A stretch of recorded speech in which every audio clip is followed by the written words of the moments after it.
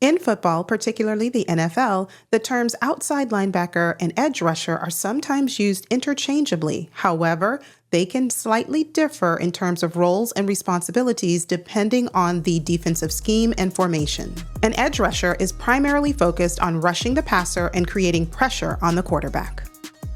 They are typically positioned on the outer edges of the defensive line, often with their hands on the ground, which is called a three-point stance, as a defensive end in a 4-3 defense, or standing up as an outside linebacker in a 3-4 defense. Edge rushers use various pass rushing techniques such as spin moves, speed rushes, bull rushes, chop, and rip moves to beat offensive tackles and to get to the quarterback. They are expected to have excellent burst of speed off the line of scrimmage and agility to maneuver around blockers. Edge rushers are usually larger and more physically imposing than your traditional outside linebackers, emphasizing their strength and explosiveness to overpower blockers. While their primary role is rushing the passer, edge rushers also contribute to run defense by setting the edge, containing outside runs, and making tackles on running backs who attempt to turn the corner. By contrast, outside linebackers are more versatile players as they often play a hybrid role between pass rushing and pass coverage. They can line up on the edge like edge rushers, or they can drop back into coverage depending on the defensive scheme and the play call. Outside linebackers are responsible for covering tight ends, running backs, and sometimes wide receivers in pass coverage.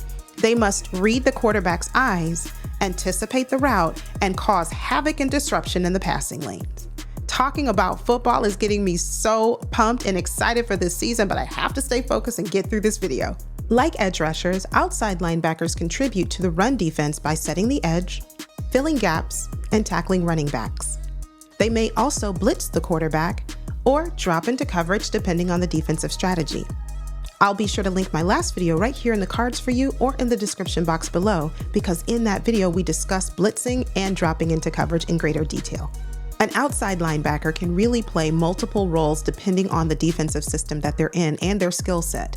For instance, a good example of this is Odafe Oweh, my guy. Although he's listed as an outside linebacker, his primary responsibility is setting the edge and applying pressure on the quarterback. Whereas Micah Parsons in Dallas, also an outside linebacker, can do both. He can set the edge when needed, but he can also drop into coverage.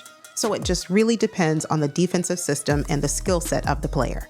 Just to recap, while there are similarities between an outside linebacker and an edge rusher, your edge rushers are your pass rush specialists,